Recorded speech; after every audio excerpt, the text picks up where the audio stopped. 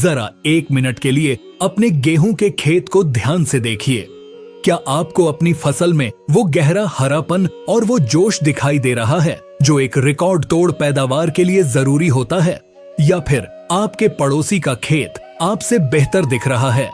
अक्सर हम सोचते हैं कि हमने बुवाई कर दी, पानी लगा दिया, अब फसल अपने आप तैयार होगी। लेकिन रुकिए, यही वो गलती है जो 90% किसान कर रहे हैं। गेहूं की फसल में एक ऐसा नाजुक समय आता है जिसे हम फसल का गोल्डन पीरियड कहते हैं। यह सिर्फ 5 से 7 दिन का समय होता है। अगर इस दौरान आपने पौधे की जड़ में वो सही खुराक दे दी तो एक एक दाने से 10 नहीं, 15 नहीं, बल्कि 20 से 25 कल्ले फूटकर बाहर आएंगे। लेकिन अगर वो समय निकल गया तो फिर आप चाहे बाद में बोरी भरकर खाद डाल लो, वो बात नहीं बनेगी। आज के इस वीडियो में मैं आपको कोई हवाई बात नहीं बताऊंगा। आज हम बात करेंगे उस ब्रह्मास्त्र कॉम्बिनेशन की जिसमें हम मिलाएंगे 4 ऐसी शक्तिशाली चीजें जो कमजोर मिट्टी में भी जान फूंक सकती हैं। आज हम डिकोड करेंगे urea, zinc sulphate, humic acid और सागरिका का वो सटीक मिश्रण जो वैज्ञानिकों का भी पसंदीदा है। अगर आप चाहते हैं कि इस बार मंडी में आपकी ट्रॉली सबसे ऊंचे भाव पर और सबसे ज्यादा वजन के साथ तुले तो इस वीडियो को अंत तक बहुत ध्यान से सुनिएगा। स्वागत है आपका टेक्निकल एग्रीकल्चर में। चलिए शुरू करते हैं मुनाफे की ये मास्टर क्लास। किसान भाइयों, सबसे पहले हमें यह समझना होगा कि गेहूं में कल्ले यानी टिलरिंग आखिर फूटते क्यों हैं और कब फूटते हैं। जब हम पहला पानी लगाते हैं यानी बुवाई के 21 से 25 दिन बाद, उस समय पौधे की पुरानी जड़ें काम करना बंद कर रही होती हैं और नई जड़ें, जिन्हें हम क्राउन रूट्स कहते हैं, वो बन रही होती हैं। यही वो समय है जब पौधे को एक ऐसे धक्के यानी बूस्ट की जरूरत होती है जो उसे जमीन के नीचे और जमीन के ऊपर दोनों तरफ फैलने पर मजबूर कर दे। आज जो कॉम्बिनेशन हम तैयार करेंगे वो पौधे के सिस्टम में घुसकर उसके हार्मोन्स को एक्टिवेट करेगा। तो चलिए डायरी और पेन उठा लीजिए, हमारा जादुई फॉर्मूला नोट कीजिए और फिर हम एक एक करके इनकी पूरी डिटेल समझेंगे कि आखिर ये काम कैसे करते हैं। हमारी लिस्ट में सबसे पहली चीज है यूरिया। इसकी मात्रा आपको लेनी है 40 से 45 किलोग्राम प्रति एकड़। अब आप सोचेंगे कि यूरिया तो हम डालते ही हैं, इसमें नया क्या है? किसान साथियों, यूरिया यहां सिर्फ खाना नहीं है, ये इंजन का पेट्रोल है। जब आप 40 से 45 किलो यूरिया डालते हैं तो इसमें मौजूद 46% नाइट्रोजन पौधे को क्लोरोफिल बनाने में मदद करता है। क्लोरोफिल यानी वो हरा रंग जो सूरज की रोशनी को सोखकर भोजन बनाता है। इस स्टेज पर यूरिया का मुख्य काम है वेजिटेटिव ग्रोथ। इसका मतलब है पौधे को यह सिग्नल देना कि अब लंबाई और फैलाव का समय आ गया है। अगर इस समय नाइट्रोजन की कमी रह गई तो पौधा पीला पड़ेगा और अपना सारा जोर कल्ले निकालने की बजाय सिर्फ जिंदा रहने में लगा देगा। लेकिन सावधान, अगर आपने सिर्फ यूरिया डाला तो पौधा लंबा तो हो जाएगा लेकिन तना मजबूत नहीं होगा। वो कोमल रह जाएगा और बाद में गिर सकता है। इसलिए यूरिया को अकेला कभी नहीं भेजना है। इसे ताकतवर बनाने के लिए हमें चाहिए इसका सबसे पक्का साथी, जो है हमारा दूसरा इंग्रेडिएंट। अब हम बात करते हैं उस तत्व की जिसे अक्सर किसान नजरअंदाज कर देते हैं या फिर दुकानदार के कहने पर गलत वाला डाल देते हैं। आपको लेना है जिंक सल्फेट 33% वाला, जिसे हम मोनोजिंक भी कहते हैं। इसकी मात्रा रहेगी 5 से 6 किलोग्राम प्रति एकड़। ध्यान रहे, आपको 21% वाला जिंक नहीं लेना है, 33% वाला ही बेहतर है, क्योंकि इसमें सल्फर की मात्रा 15% होती है। अब बहुत बारीकी से सुनिए कि आखिर यह जिंक 33% मिट्टी में जाकर करता क्या है। इसका सबसे पहला काम है ऑक्सिन हार्मोन का निर्माण करना। पौधे के अंदर एक नेचुरल हार्मोन होता है जिसे ऑक्सिन कहते हैं। ऑक्सिन का काम है पौधे की बढ़त को कंट्रोल करना। जिंक ही वो तत्व है जो इस ऑक्सिन हार्मोन को बनाता है। अगर जिंक नहीं होगा तो पौधे की पोरियां छोटी रह जाएंगी, पौधा बौना रह जाएगा और कल्ले नहीं निकलेंगे। इसका दूसरा काम है एंजाइम एक्टिवेशन। जिंक पौधे के मेटाबॉलिज्म यानी उसके पाचन तंत्र को चलाता है। जो यूरिया आपने डाली है उसे पचाने के लिए पौधे को जिंक की जरूरत पड़ती है। और तीसरा सबसे बड़ा फायदा यह है कि क्योंकि हम जिंक सल्फेट डाल रहे हैं तो इसमें मौजूद 15% सल्फर एक फंगिसाइड का भी काम करता है। यह मिट्टी की गर्मी को बनाए रखता है, जिससे कड़ाके की सर्दी में भी पौधा सुस्त नहीं पड़ता।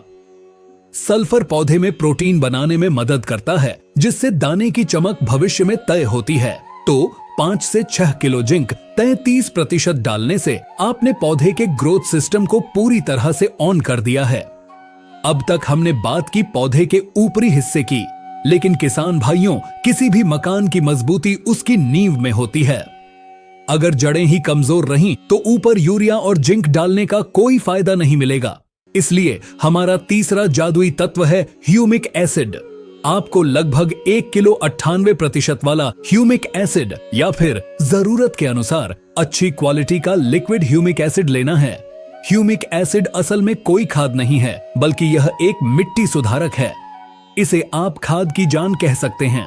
इसका काम इतना विस्तार से समझिए। गेहूं में असली भोजन उठाने का काम बारीक सफेद जड़ें करती हैं। ह्यूमिक एसिड मिट्टी में जाते ही इन सफेद जड़ों का जाल बिछा देता है। जितनी ज्यादा जड़ें होंगी, पौधा जमीन से उतना ज्यादा पोषक तत्व उठा पाएगा। इसके अलावा कई बार हमारी मिट्टी में जिंक, पोटाश या फास्फोरस पड़ा तो होता है, लेकिन वो लॉक अवस्था में होता है। पौधा उसे खा नहीं पाता। ह्यूमिक एसिड एक कुली या ट्रांसपोर्टर का काम करता है। यह मिट्टी में पड़े हुए अघुलनशील तत्वों को घोलकर जड़ के मुंह तक ले जाता है। साथ ही यह मिट्टी की संरचना को सुधारता है, उसे भुरभुरा बनाता है, जिससे हवा का संचार जड़ों तक आसानी से होता है। तो जब आप यूरिया और जिंक के साथ ह्यूमिक एसिड मिलाते हैं तो आप यह सुनिश्चित कर रहे हैं कि आपका डाला गया खाद का एक एक दाना पौधे को ही मिलेगा, बिल्कुल भी बेकार नहीं जाएगा। अब आती है हमारी आखिरी और सबसे महत्वपूर्ण चीज, जो आपकी फसल को प्रीमियम क्वालिटी का बनाएगी। वो है सागरिका। इसकी मात्रा आपको लेनी है 8 से 10 किलोग्राम प्रति एकड़। आप दानेदार सागरिका का इस्तेमाल 8 से 10 किलोग्राम प्रति एकड़ कर सकते हैं। सागरिका इफ्को का एक बहुत ही शानदार उत्पाद है, जो समुद्री शैवाल यानी सीवीड एक्सट्रैक्ट से बनता है। यह लाल और भूरे रंग के समुद्री शैवालों का निचोड़ है। इसका काम यूरिया और जिंक से बिल्कुल अलग और खास है।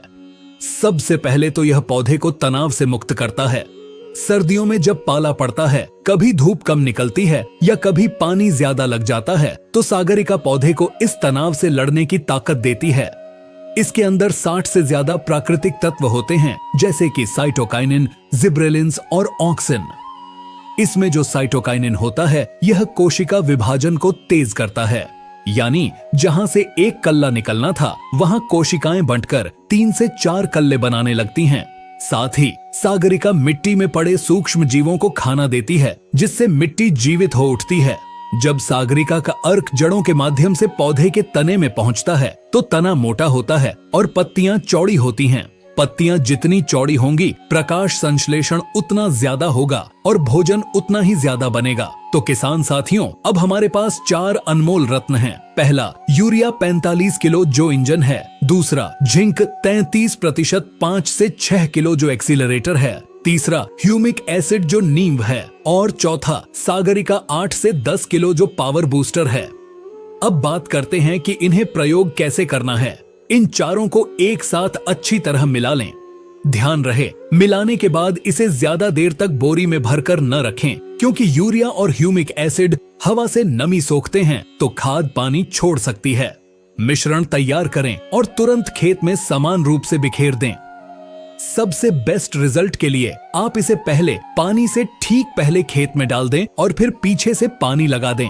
या फिर अगर आपकी मिट्टी रेतीली है तो पानी लगाने के 2 से 3 दिन बाद जब पैर जमीन पर टिकने लगे, तब आप इसका छिड़काव करें। गीली मिट्टी में ये तत्व तुरंत घुलेंगे और जड़ों तक पहुंच जाएंगे। खेती अब सिर्फ मेहनत का नहीं, बल्कि सही तकनीक और सही जानकारी का खेल है। अगर आप इस फॉर्मूले को अपनी गेहूं की फसल में अपनाते हैं, तो मैं दावे के साथ कह सकता हूं कि 10 से 15 दिन बाद जब आप अपने खेत पर जाएंगे, तो आपको जगह ढूंढनी पड़ेगी पैर रखने की। इतने कल्ले फूटेंगे, आपका खेत पूरे गांव में अलग दिखेगा। लागत थोड़ी बढ़ सकती है, लेकिन याद रखिए, सस्ता रोए बार बार और महंगा रोए एक बार। यह निवेश आपको बोरी भरकर वापस मिलेगा। अगर आपको आज की यह वैज्ञानिक और बारीक जानकारी पसंद आई हो और आपको लगता है कि इससे किसी किसान भाई का भला हो सकता है, तो इस वीडियो को शेयर जरूर करें। आपके मन में कोई भी सवाल हो तो नीचे कमेंट में लिखें, मैं खुद आपके सवालों का जवाब दूंगा। ऐसी ही सटीक और टेक्निकल खेती की जानकारी के लिए हमारे चैनल टेक्निकल एग्रीकल्चर को अभी सब्सक्राइब करें। मिलते हैं अगली वीडियो में एक और नई जानकारी के साथ। तब तक के लिए जय हिंद, जय किसान।